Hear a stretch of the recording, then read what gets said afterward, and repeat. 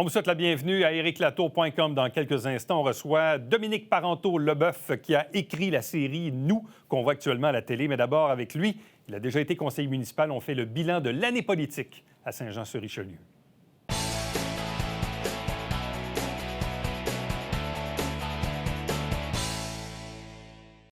Faisons le bilan de l'année politique au municipal avec notre analyste, ex-conseiller municipal lui-même, Philippe Lanier. Salutations. Bonjour. Une année quand même assez agitée dans la mesure où, oui, on était en campagne électorale, mais on a eu tout un revirement où on est passé du maire Laplante, qui était minoritaire, et là, avec une équipe Bouchard qui est hyper, méga majoritaire, où le climat a totalement changé. Si tu avais à résumer la dernière année au municipal à Saint-Jean, tu dirais quoi? Les gens ont signifié le congé, si on peut le dire comme ça, à l'équipe Alain Laplante dans son ensemble, à lui au premier chef, mais à tous ses élus, pour donner une chance à un climat plus harmonieux et plus de bonne entente autour de la table du conseil. Je le résumerai en une minute comme ça, mais on verra ce que ça donnera, là. Mais si on avait jasé de ça, toi et moi, il y a un an, en fait, la question, c'est plus, est-ce qu'on avait vu venir ça? Bien, les sondages, si on se rappelle qu'on est venu analyser ici, laissaient voir que le maire tirait de l'arrière quand même nettement. Mais un tel raz-de-marée, un tel balayage, au point que tous ces conseillers en place sont défaits, je ne l'aurais pas prédit. Moi, je n'avais pas vu venir ça avec une ampleur pareille. Mais effectivement, c'est bien de rappeler, parce que les sondages, certains, il y en a eu deux là, dans le Canada français, où effectivement les écarts étaient assez monstrueux, où certains même remettaient en doute la qualité du sondage. Or, à la lumière des résultats de l'élection, bien, finalement, les sondages avaient pas mal raison. C'est certain que on peut argumenter sur les pourcentages que les sondages annonçaient, mais la photo d'ensemble s'avère bonne. Donc, c'est-à-dire que le maire était nettement en arrière et il en a payé le prix, il a été défait. Que le maire se fasse battre à l'élection générale, pour des gens qui regardent ça un peu comme toi et moi, c'est pas tant une surprise. Par contre, que ces trois conseillers sortants, Justin Bessette, Yann Langlois et Marilyn Charbonneau, passent également au coup près, ça, c'était un peu plus surprenant. C'est l'ampleur de la vague qui a provoqué cette situation-là. Mais il ne faut pas oublier aussi que les candidats de Mme Bouchard qui étaient dans ces districts-là ont travaillé très fort aussi, là. Donc, c'est un ensemble de facteurs, mais avec la vague, en plus, ça a été trop fort et les candidats Laplante n'ont pas pu résister. Bon, parlant de vagues, certains diront même que probablement que dans les 12 candidates de l'équipe Bouchard, aux yeux de plusieurs, celle qui a le plus grand mérite, c'est Marianne Lambert, dans le sud d'Iberville, où elle a réussi à battre Justin Bessette, que plusieurs voyaient comme imbattable. Oui, elle a travaillé extrêmement fort, la dame-là. Elle a commencé très tôt, elle a travaillé d'arrache-pied, elle a travaillé fort, et c'est une bonne victoire. C'est pas une victoire à l'arraché. Oui, tout à fait. Donc, et Mme Bouchard remporte également ce district-là. C'était vraiment une surprise le soir d'élection, le résultat dans le district 2. Bon. Il y avait aussi les problèmes d'éthique qui accablaient M. Bessette et qui font que peut-être que les gens se sont dit, ben, on est tanné de ça et on veut changer le climat, passer à autre chose. Bon, l'équipe Laplante, donc, est anéantie par ce balayage de l'équipe Bouchard. Et là, on apprenait, il y a quelques jours à peine, que l'équipe Alain Laplante changeait de nom. Donc, au bureau du directeur général des élections. Maintenant, l'équipe change de nom pour Démocratie Saint-Jean. Et également, Alain Laplante n'est plus le chef, mais bien son organisateur des dernières élections, Denis Urtubise, qui a déjà été candidat pour le Bloc dans Saint-Jean, qui devient, on ne sait pas si c'est temporaire ou non, mais bref, il devient le chef de Démocratie Saint-Jean. Qu'est-ce que tu décodes de ce changement de nom de l'équipe Alain Laplante vers Démocratie Saint-Jean? Je comprends qu'Alain Laplante s'efface de l'avant-plan, mais ses organisateurs proches restent dans l'organisation. Donc, je comprends que le véhicule, la coquille change de nom, mais elle reste en place parce que probablement qu'il y a des remboursements de dépenses que ce parti-là, auquel ce parti-là va avoir le droit. Donc, ce véhicule-là reste en place pour éventuellement la prochaine élection. Et si vous regardez attentivement sur les réseaux sociaux, il y a Marilyn Charbonneau, qui est l'ancienne conseillère de l'île Sainte-Thérèse, et Yann Langlois, du district 10, ils ont fait des commentaires sur le budget de Mme Bouchard, sur le budget de l'équipe Bouchard. Ils ont critiqué le budget, ils ont critiqué la hausse de taxes, on voit déjà qu'ils se positionnent contre une éventuelle augmentation de salaire pour la mairesse, là. Alors, est-ce qu'on peut penser que ces deux personnes-là reste dans l'entourage de cette équipe-là pour éventuellement prendre le pôle, ce sera à surveiller. Honnêtement, si tu avais à miser un vieux 2, comme dirait l'autre, qui n'existe plus en papier, mais si tu avais à miser un vieux 2 entre Marilyn Charbonneau et Yann Langlois... C'est prématuré. Parce que M. Langlois il est venu ici manifester son intérêt de rester en politique. Mais il ne s'est pas fait beaucoup d'amis avec cette sortie-là, à l'intérieur même de ses troupes, là, parce qu'il a été assez rapide sur la gâchette. Certains pensaient que le maire Laplante ou l'ex-maire Laplante, en fait, parlerait en premier. Lui, visiblement, a décidé d'y aller, rapidement. Là, il y a Mme Charbonneau qui y va aussi sur Facebook. C'est prématuré pour répondre à ça, je ne sais pas. Parce qu'il peut arriver tellement de choses. Là. Mais je pense que Yann Langlois a encore le goût de faire de la politique. C'est clair, il l'a mentionné. Bon, indépendant ou dans une équipe, on verra. À suivre. Dans le cas de Marilyn Charbonneau, je pense que là aussi, c'est assez clair. Là, avec les... En fait, je pense que ces deux personnes-là, pour l'instant, encore là, c'est préliminaire, mais semblent vouloir peut-être incarner l'opposition extra-parlementaire. Parce qu'on peut penser que l'opposition ne viendra pas de l'interne. Bon, il y a Mme Charbonneau qui a fait un vote divisé, mais normalement, l'opposition, au cours des prochaines années, devrait venir de l'extérieur du Conseil. Alors, Mme Charbonneau, M. Langlois se positionnent pour l'incarner en date d'aujourd'hui. Alain Laplante au municipal, c'est terminé? Est-ce que c'est terminé? Il n'a même pas donné de réaction encore par rapport à sa défaite. Je l'ai croisé en fin de semaine. Ah, et puis? À l'épicerie. Bon. Mais il était encore aussi rapide avec son panier. Il m'a salué poliment, là, mais on n'a pas eu le temps de se jaser. Mais bref, il semblait tout à fait en forme et toujours aussi rapide dans les allées de l'épicerie. Bon. Mais sa réaction par rapport à sa défaite, on ne l'a pas. Ouais. Est-ce qu'il va éventuellement manifester l'intention de faire un retour?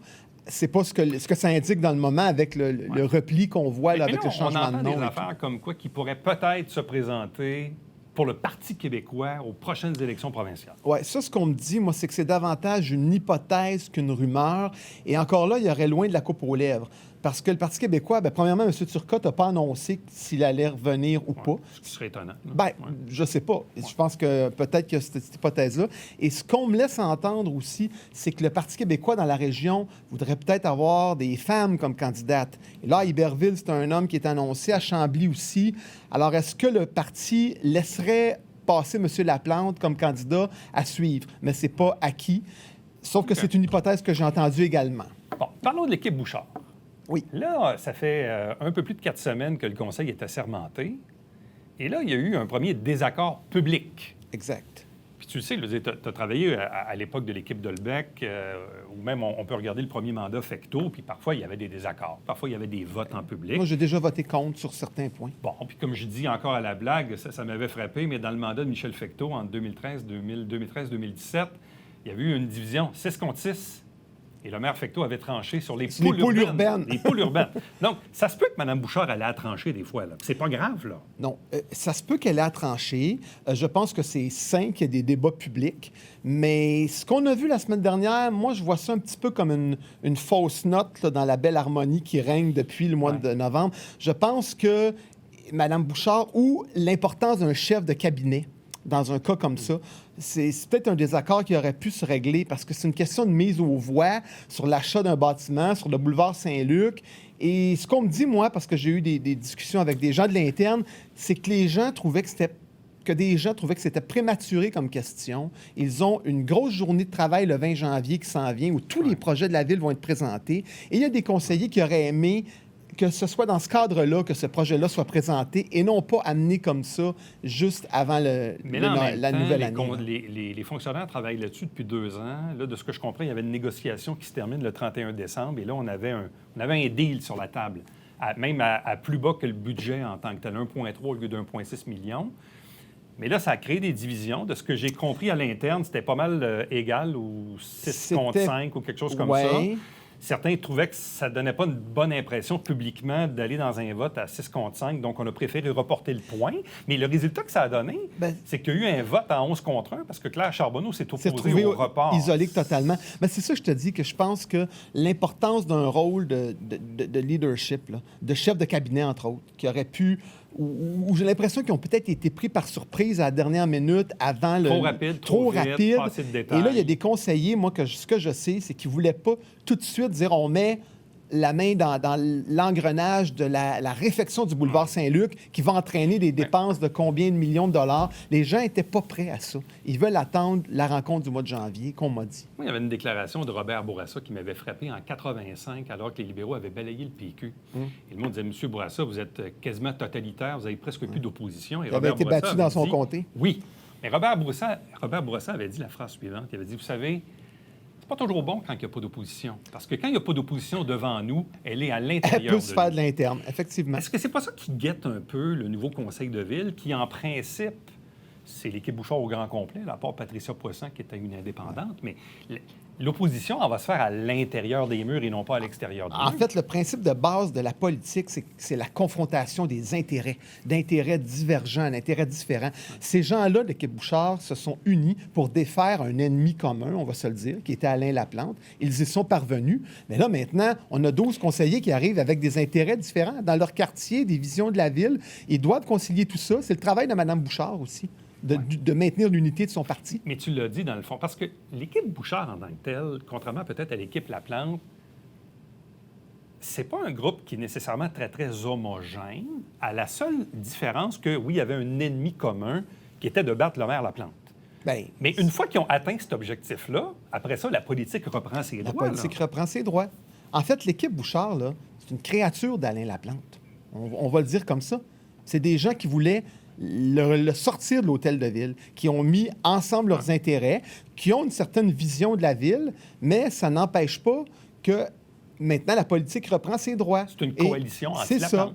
Oui, mais là, il n'est plus là, M. Laplante. Là. Alors là, il faut la gérer, cette ville-là.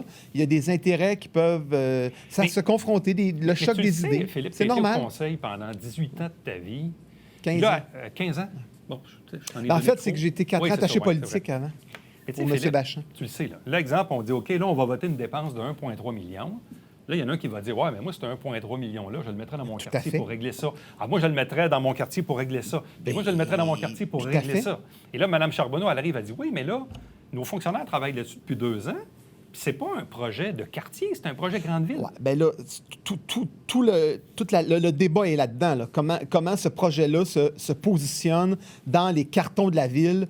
Et c'est le conseil qui va devoir le trancher. En terminant, tu as dit tantôt, s'il y avait eu un chef de cabinet, peut-être qu'on aurait anticipé ou réglé cette crise-là. Ben, c'est le travail du chef de cabinet. Or, le conseil a fait le choix d'embaucher, pour le moment, un attaché politique, qui est un ancien policier de la ville de Longueuil. Patrick Barrière. Exact, pour une durée d'1 an, parce que lui-même est en sans solde de son employeur pour 1 an.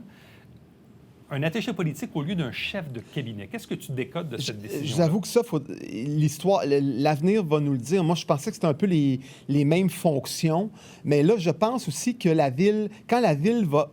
Quand on va être 100 000 habitants, la mairesse va pouvoir se faire un cabinet qui relève d'elle. Je comprends que l'attaché politique relève du directeur général, mais au final, ça revient à la même chose. Il faut que cette personne-là travaille à unir les troupes et à faire avancer l'agenda politique. Puis le comité exécutif reprend ses droits avec ses mêmes pouvoirs. Exactement.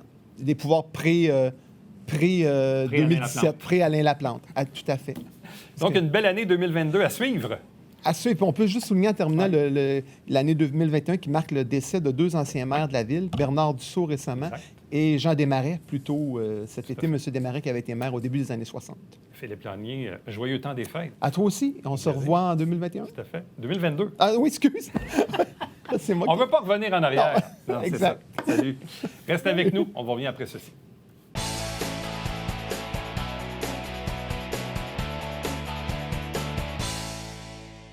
Salut, ici Alexandre Baudouin. Et François Trépanier. François, cette semaine à Sport Express, un champion du monde. Hein? Absolument, de lutte, le grand PCO, Pierre Joannet qui est avec nous. Et ses figurines, ses T-shirts, mais même signé. Ne manquez pas ça.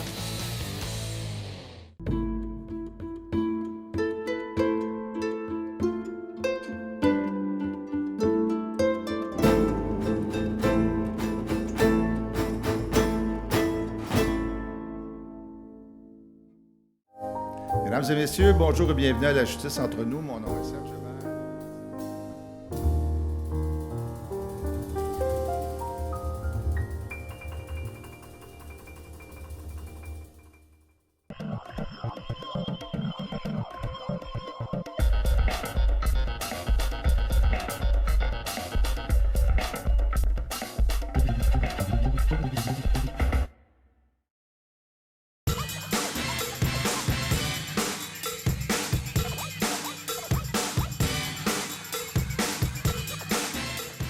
Dimanche, 9h30, Télé Bingo.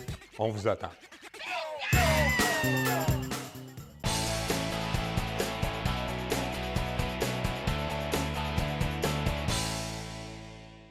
Vous savez, il y a beaucoup de téléséries qui prennent l'affiche en ce moment sur différentes chaînes spécialisées, mais il y en a une particulièrement qui retient l'attention. Pourquoi? Parce que c'était créé et écrit par quelqu'un de chez nous, qui est Dominique Parenteau-Leboeuf, qu'on rejoint à l'instant. Salutations, bonjour. Bonjour, Éric. Et je parle ici de la télésérie Nous, que j'ai regardée, moi, en rafale de vendredi dernier. Mais honnêtement, d'abord, ma première surprise, moi, je pensais que c'était une série de 6 épisodes complets. Mais là, finalement, je constate que non, ça ne s'arrêtera pas à 6 épisodes. Exactement. Non, c'est une première pour Illico. En fait, c'est en fait ce qu'on appelle une série feuilletonnante. C'est ça la définition. Donc, c'est un feuilleton. Un feuilleton, ça se déroule sur 24 épisodes d'1 heure. Donc, ce que vous avez vu en ce moment, ce week-end, ce qui est disponible en ce moment sur Illico, c'est en fait les 6 premiers épisodes de 24. Donc, les 6 suivants vont être mis en ligne sur Illico le 20 janvier. On va tourner les 12 suivants ce printemps et les 12 derniers, donc, vont être en ligne l'automne prochain sur Illico. Bon, sans jouer les divulgateurs, si je résume l'histoire, ce sont 5 jeunes de 24 ans qui, au cours de la première saison, s'aperçoivent qu'ils sont tous nés la même journée au même endroit, dans le même hôpital. Ils sont pris dans un ascenseur et puis de là, finalement, se lient des liens d'amitié et là, on en découvre un peu plus sur leur vie respective. Je résume. Explique-nous un peu comment cette idée-là de départ t'est venue. En fait, j'ai communiqué avec Anne Boyer. J'avais envie de la rencontrer. Puis, elle m'a invité à venir comme brainstormer avec elle. Puis, on a eu une très bonne connexion. Puis, en l'espace de 5 minutes, on a trouvé cette idée-là de 5 personnes nées en même temps que le destin met en lien. Donc, ça a été ça la première idée. Et jamais ce diamant brut-là n'a été altéré. Au fil des années, parce que c'est très long de développer une série, mais au fil des années, jamais cette idée-là n'a été altérée. Donc, ça a évolué, mais ça, c'est resté. C'était quoi comment as-tu développé les personnages, leur histoire, bref, ton inspiration pour mettre un peu de viande autour de l'os de ces personnages-là, au-delà de la prémisse de départ qui sont tous nés la même journée à la même place? Comment tu as fait pour les développer, ces personnages-là? Bien, en fait, moi, je me suis inspirée. L'idée première, c'est d'écrire sur la vingtaine. Comment cette période de la vie-là, en fait, est fondatrice, nous fait rencontrer nos premiers grands deuils, nos premiers grands écueils, nous forme et nous fait devenir des adultes. C'est pas quand on a 18 ans qu'on devient un adulte, c'est quand on a vécu des grandes difficultés, qu'on les a surmontées, puis c'est quand on a commencé à apprendre que la vie, c'est pas noir ou blanc, mais que c'est une palette de gris. Donc, c'était ça qui m'intéressait. Puis moi, j'ai passé, en fait, tout mon début de vingtaine puis ma vingtaine dans le deuil de ma mère. Donc, j'ai connu la douleur très tôt dans ma vingtaine. Puis je pense que je portais ça en moi, le désir de raconter ça. J'ai aussi fait tout mon début de vingtaine à l'École nationale de théâtre. Donc, j'ai appris à être l'autrice que je suis devenue et puis entourée de monde de mon âge. Donc, je me suis inspirée non seulement de ma vie, mais de la vie de mes comparses de l'école. Bon, c'est pas ton premier projet d'écriture, mais est-ce que c'est ton premier projet pour la télé? Non, en fait, moi, j'ai écrit pendant 12 ans pour la télé jeunesse. Donc, j'ai écrit pour Toc Toc Toc, Salmi Gondi, 1, 2, 3 Géants. Mais c'est mon premier projet à moi. Oui, c'est mon ça. Premier projet à moi, puis mon premier projet pour adultes. Donc, c'est vraiment comme mon grand baptême. C'est quoi le défi d'écrire pour la télé et le défi aussi de porter sur soi là, cette histoire-là? Parce que tu le dis, dans les trucs jeunesse, évidemment, tu n'étais pas toute seule. Là, c'est ton projet, c'est pour toi, oui. C'est par toi, c'est pour les adultes. Qu'est-ce que ça impose? Bien, c'est sûr que là, l'écriture feuilletonnante, donc d'un feuilleton, ça impose d'abord un souffle incroyable parce que c'est développer une histoire sur 24 heures avec plusieurs personnages, plusieurs courbes dramatiques. Donc, il faut avoir beaucoup de souffle. Ça implique aussi qu'on ne peut pas fondamentalement le faire seul parce que le temps nous manque avec les délais de production, etc. Donc, moi, j'ai eu un script éditeur. C'est quelqu'un qui supervise mon écriture et est là pour moi, ce que j'appelle le script éditeur, c'est le temps que tu n'as pas, hein, qui vérifie ton écriture, puis qui te fait des commentaires, qui est capable de garder une distance, la distance que toi, tu n'as pas toujours. Donc, ce script éditeur-là m'aidait avec l'idéation. Puis, à partir de l'épisode 17, donc l'épisode qui a fait qu'on est rentré en production, j'ai engagé des dialoguistes pour faire la première version dialoguée. Parce que je n'avais pas le temps de tout faire. Donc, moi, je repassais par-dessus leurs dialogues pour les mettre à ma main et tout ça, mais au moins, je travaillais sur une première version dialoguée. Donc, c'est vraiment un projet d'une ampleur telle qu'on ne peut pas le réaliser seul, bien que je sois quand même l'autrice principale puis que c'est de moi que tout part. Là. Je n'essaierai pas de m'enlever du crédit, là, puis je n'essaierai pas non plus d'enlever à ceux qui m'ont aidé, mais c'est vraiment un projet qui est mien, quoi. Est-ce que tu étais rendu là dans ta vie de création, d'écrivaine, d'autrice? Bref, est-ce que pour toi, tu es comme sur ton X en ce moment avec ce projet-là? Bien, je dirais que oui, parce que, tu sais, c'est l'ampleur de ce projet-là, la diversité de ce projet-là, l'expérience de travail que ça prend pour gérer la pression, produire, rester soi-même tout en écrivant, quelque chose qui a un rythme soutenu. Je pense que oui, ça demande énormément de maturité. Et je ne me serais pas vue écrire ça il y a 10 ans. Ça. Bon. Parle-nous de toi un peu, parce que tu disais tantôt, il y a quelques années, j'ai fait d'autres projets, j'ai écrit pour des téléromans jeunesse et tout ça. Bon, nous, tous les deux, on s'est connus il y a une trentaine d'années à la Polyvalente Resco. Tu habitais dans la région, à Saint-Blaise-sur-Richelieu. Après ça, tu as pris la voie du théâtre. Bref, qu'est-ce que tu as fait dans ces 30 dernières années? Bien, en fait, après la Polyvalente où on s'est connus, cher Éric, moi, je suis partie au cégep, puis je suis partie vivre en Australie pendant 1 an. Donc, c'est vraiment là, très loin de chez moi, à l'autre bout de la planète, que j'ai pris la décision de devenir autrice. Que ce que je voulais faire dans la vie, c'était écrire. J'avais besoin de me distancier de ma famille pour le faire. Puis, quand je suis revenue, bien, je me suis inscrite en lettres. Puis après lettres, bien, ça a été comme une forme d'évidence d'aller en théâtre. Tu sais, on a fait du théâtre dans notre jeunesse adolescente, toi et moi. Cet appel-là a été plus fort que tout parce que, dans le fond, moi, l'écriture qui me venait naturellement, c'était l'écriture de la parole. Donc, c'était pas l'écriture de romans, de poésie, de nouvelles, c'était vraiment la parole. Donc, je suis allée en théâtre. J'ai vraiment trouvé ma niche, là. Donc, j'ai fait le cours d'écriture dramatique à l'École nationale de théâtre pendant 3 ans. Puis après, donc, en sortant en 1994, bien, j'ai vraiment tout de suite commencé à écrire du théâtre. Puis, j'ai été quand même très chanceuse. J'ai été happée pour des résidences, des projets. J'ai gagné un prix assez prestigieux en France qui a lancé aussi ma carrière là-bas. Donc, ça fait maintenant plus de 25 ans que j'écris du théâtre, de la télé, du cinéma.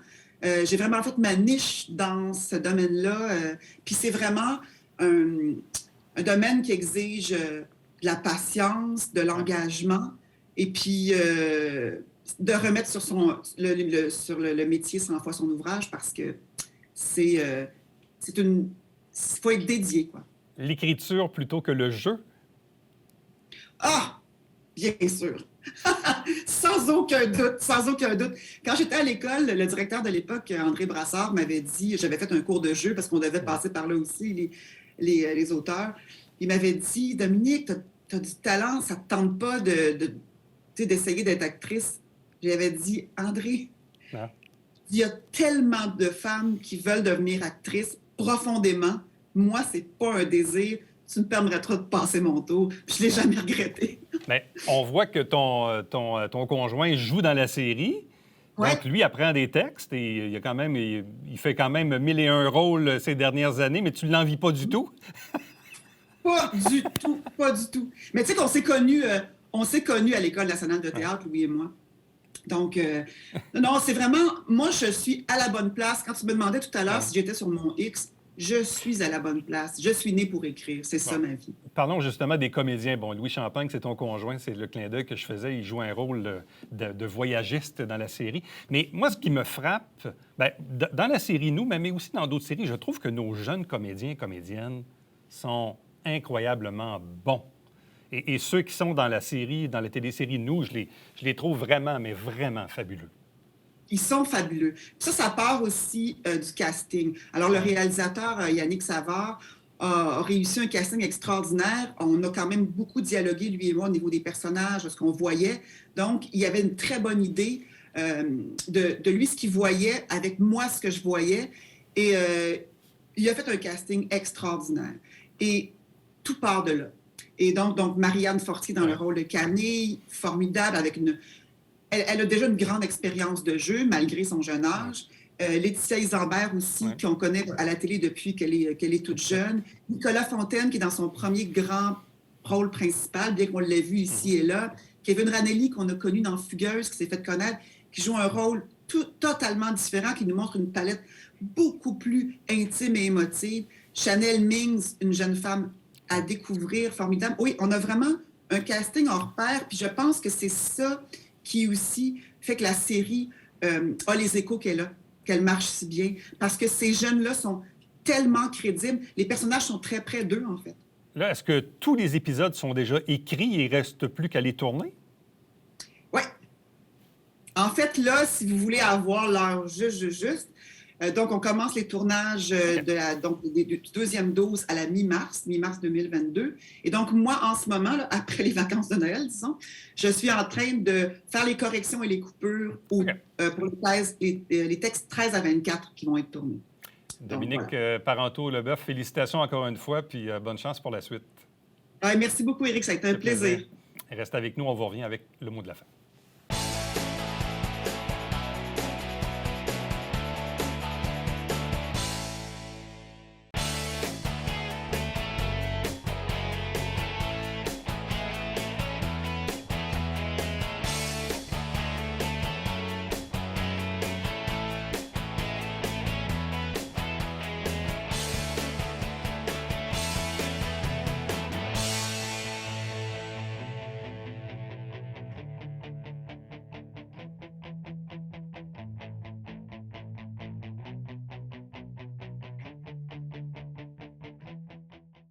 Si vous habitez la MRC de Rouville, sachez que maintenant, il y a cette unité d'urgence hors route qui est maintenant disponible pour toutes les municipalités de la MRC de Rouville. Si vous voulez savoir un peu de quoi il en retourne, allez directement sur le site Internet de la MRC.